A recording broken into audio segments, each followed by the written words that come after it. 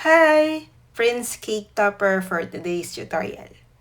Basic lang ito at easy siyang i-follow kasi kita nyo naman yung eyes niya, bilog lang. And tamang-tama para sa inyong cake na yung theme ay Prince. So, yeah, let's start!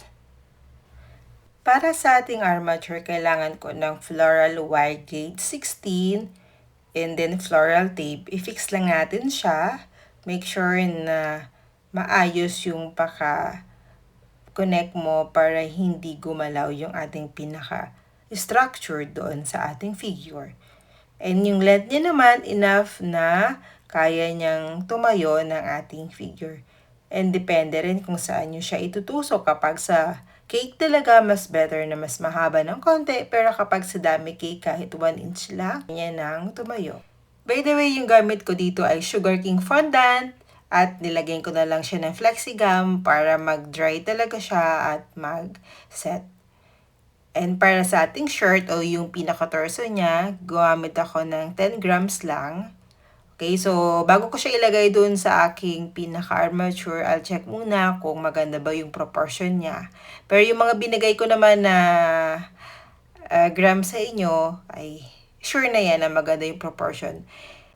Kaya mapapansin nyo yung mga pinost ko sa mga tutorial ko before, iba-iba talaga yung grams niya kasi hindi talaga ako nagagrams kapag gumagawa ako ng figure. So, nagagrams lang ako every time na gumagawa ako ng tutorial para meron din kayong mai-follow na good at good yung ating proportion. Ayan, kasi ayun nga, kapag gumagawa na lang ako ng tutorial, kapag nagre-record na lang ako, dun ko na lang check yung maayos na proportion na cute para sa ating mga topper.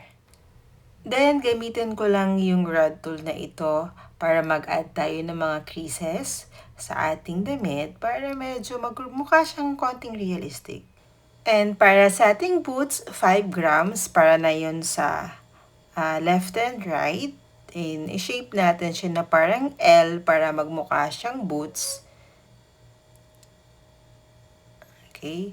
And then, ikat natin yung pinakailalim para mag-flat. Ayan siya. And i-shape natin siya na mukha siyang sapatos. And same din dito sa kabilang side. And i-shape mo siya, syempre, same ng doon sa kabila. So, make sure na yung length niya and then yung shape niya ay parehas. Then, saka natin siya i-attach dun sa ating armature para makompleto na natin yung parts ng ating cake topper. Ayan. Pwede mo siyang lagyan ng paste. So, sa ating paste, water lang with flexigum or Tylose para makapag-create tayo ng edible glue. And then, add tayo ng texture. Then, para naman sa ating belt, so gumamit tayo ng brown. So, kapag naglalagay tayo sa mga damit, iwasan na natin na sobrang thick yung ating mga tela, yung ating gum paste, para mas maganda lang siya. As in, lapat siya doon sa ating pinaka body ng ating figure para hindi siya yung parang bulky na sobrang kapal. So, mas better na medyo mas manipis lang. Then, gamit tayo ng scissor para tanggalin lang yung sobra. Ayan. Then next, diretso tayo sa head. So, para sa ating head, kailangan natin ng 35 grams at gumamit tayo ng headdress. So, yung headdress ko dito, sa magtatanong, yung size niya ay large kasi medyo malaki ng konti yung aking ginawang head dito. Tapos, gumamit ako ng rod para ma-shape yung ating head. And syempre, ng hook para ma-create yung ating nose. So, para sa hook, available siya sa Bic et Al. Meron silang bagong collection ng ating hook na ang brand ay si Rart. Syempre, bumili din tayo noon at hindi tayo papahuli sa bagong collection. Mahilig tayong anong tawag dun? Mahilig akong mag-collect ng mga tools. Lalong-lalo na kapag alam ko magagamit ko ito sa mga figures. Okay lang na medyo mahal kasi worth it naman siya. At magagamit mo talaga siya ng maayos, maganda at matagal. And next ko na tutorial, actually nakagawa na ako, hindi ko pa siya na lalagyan ng voiced over kasi nahihirapan talaga ako guys. Sobrang nahihirapan ako na mag voice over pero yan. Yun kasi parang yung boses ko parang tunog lata pero ayun okay lang para at least makapag-share ako sa inyo kung paano mag-create ng mga basic na figure. And ayan, so nalagyan na natin siya ng ice. Guys, yung gamit ko dito sa ice na black ay Sugar King fondant na black. Sobrang ganda niya. Then, i-shade lang natin or i-paint natin yung kanyang mouth para mas ma-define natin yung kanyang mouth line. Then, paint natin yung kanyang eyebrows. So, para sa kanyang eyebrow, kailangan kung ano yung size ng eyes, yun din yung length ng ating eyebrows. Ayan, so, brown din yung ginamit ko dito. At syempre, gumamit tayo ng fine brush. As in, fine brush talaga. Yung size niya ay 30 or 50. So, then, create natin yung ears. So, create ka lang ng dalawang teardrop shape. Then, insert mo siya doon sa ginawa natin na socket. Gamit yung ating Cerar 301, isa sa pinaka-favorite ko na tool. And then, ayan, fix mo na maganda yung ating pinak-ear. So, make sure pag gumagawa tayo ng ear, huwag masyadong malaki. So, kailangan maliit lang para cute. Okay, at yung level niya ay nasa level siya ng gitna ng ating eyes at nose. Okay? And then, para naman sa ating hair, nag-roll ako ng bilog na brown. Yung thickness niya, enough lang para sa kailangan natin na buhok. So, yung buhok dito, tsinagaan ko talaga siya. Inisa-isa ko yung kanyang hair strand. Pero, syempre, bago ka maglagay nun, kailangan meron ka munang parang pinaka-base doon sa ating hair. And then, ito, naglagay ako ng isa-isa talaga na hibla ng buhok para mas cute lang siya. Well, pwede mo naman siyang gawin isahan lang, okay naman yun. Pero, ala lang, nilagay ko lang talaga siya ng isa-isang hair strand para cute. And then, ayun. So, naglagay lang ako ng konti dito sa may bangs niya. And gamit ko na tool ay Cerar 304. Ito yung ginagamit ko kapag sa hair naman. Ayan, so lagay tayo ng texture doon sa ating hair. Naglagay ako na isa-isa. Ayan. So, pag naglagay naman ng mga hair strand, tingnan mo naman yung bagsak ng hair. Kailangan sasabay siya, hindi sabog yung paglagay ng mga hair strand or textured ng ating hair para mas maganda. So, kagaya ng ganito, naglagay ako ng isang piraso ng ating hair. And then, isa pa ulit. Ayan. Mas cute kasi kapag isa-isa, parang nagagandahan ako.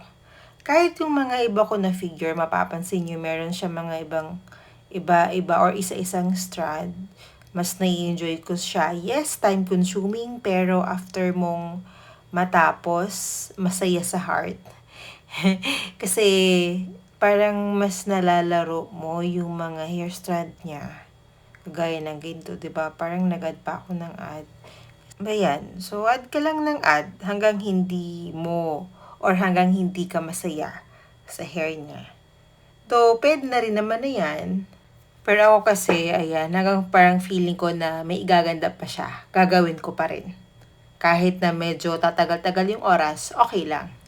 Then, continue lang natin hanggang magawa natin siya ng maayos. Sabi ko nga, kailangan natin siyang tsagaan kapag nag-aayos tayo ng hair. Diba, nag-cut pa ako kasi gusto ko maganda yung bagsak ng hair niya. Kagaya ng ganito. Ayan, shinape ko talaga siya. Na ganyan.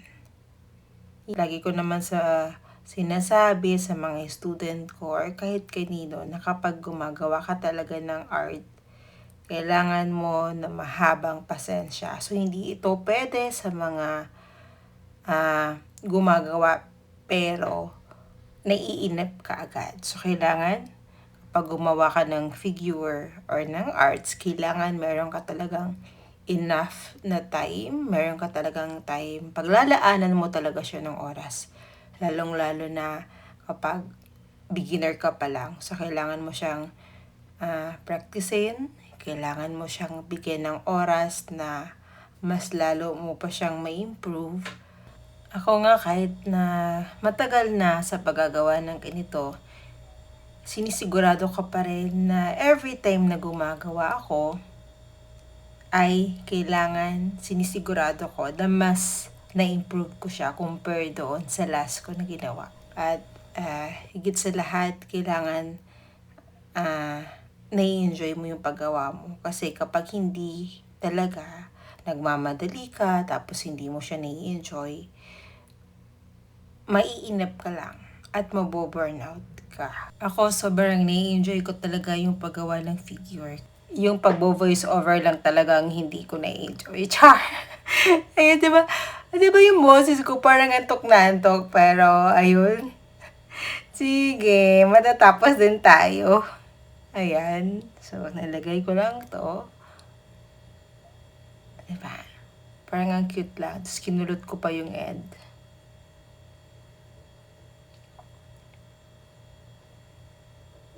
Ayan. So, I think tapusin ko na yon. Then, add pa ako dito. Ayan. Yung likod dito, syempre hindi ko napapakita kung paano maglagay. Kasi baka sa paglalagay lang ng paisa-isa, baka abutin tayo ng 3 hours. So, hindi ko na pinakita yung dito sa likod, yung sa harap lang. At least meron kayong idea kung paano maglalagay ng mga hair strand ng paisa-isa. Okay, and then syempre mag-add ako ng shade kapag natapos ko na yung paglagay ng mga hair. Pag feeling ko happy na ako sa hair strand niya, then mag-add na tayo ng mga konting shadow dito sa kanyang noo, sa side, at pati sa hair. Nilalagyan ko siya. Okay, so yeah. Then, balik tayo dito sa ating body. So, nag-create ako ng isang maliit lang na pahaba na flash color at inattach ko siya doon sa ating torso para makapag-create tayo ng neck.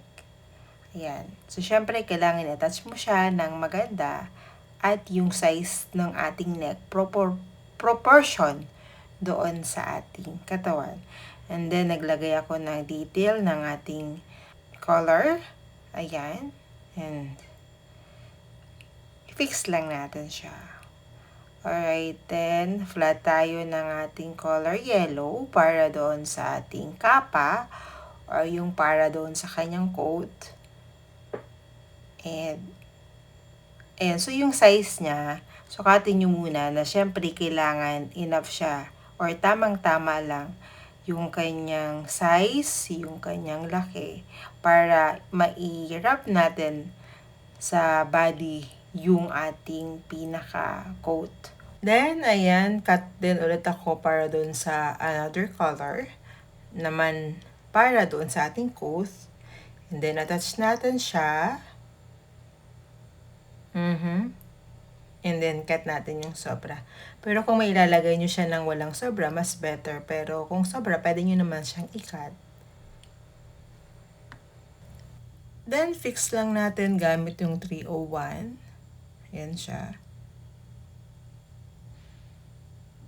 Okay. Next, 7 grams para sa ating sleeve. So, para na yun sa left and right. And then, cut nyo lang siya sa gitna. And then, cut ng slant. Then, attach na natin siya para mabuo na yung ating figure. So, gumamit pa rin ako ng edible glue para ma-attach natin siya ng mas maayos. And then, para sa ating hand, ayan, so, wala na itong grams kasi maliit na to. So, i-proportion nyo na lang yung liit niya doon sa ating sleeve or doon sa ating katawan. Then, i-flatten natin ng konti. Ayan. And cut. So, nag-cut lang ako kasi alam ko medyo malaki siya. Then, kunin natin yung kanyang thumb at ikat na natin. Yes, wala na siyang fingers kasi sobrang basic lang nito. Tapos, attach na natin siya. Alright, then, pati rin ito. Ayan. Then, after nito, maglagay ulit tayo ng another detail doon sa ating damit. So, white lang ito para mas mapaganda natin yung damit ng ating prince. Then, ikot lang. Ayan. Then, fix. And that's it. Then, balik tayo dito sa ating head. Kuha lang ako ng pangtusok. Batasan ko siya bago ko insert on sa ating head. So, yun na siya. Diba ang cute niya lang? So, next, para sa ating crown, mag-create ka lang na parang ganyan na shape. So, depende kung gaano kalaki or kaliit yung gagawin mong crown. Ayan, then, itry natin. Ayan, kapag good na, pwede na natin siyang i-attach doon sa head ng ating prince. Tapos, kapag nilagay mo na siya, then, attach tayo ng botones. Ayan. Then, paint natin ng gold yung ating crown. And then, i-shade natin yung hair ng brown. At, i-shade natin yung kanyang pants. At, i-shade din natin yung kanyang coat para mas buka siyang buhay. And that's for today's tutorial. I hope na mayroon ulit kayong natutunan. Don't forget to share para may matutunan din yung iba. Ayun lang. So, God bless everyone and bye!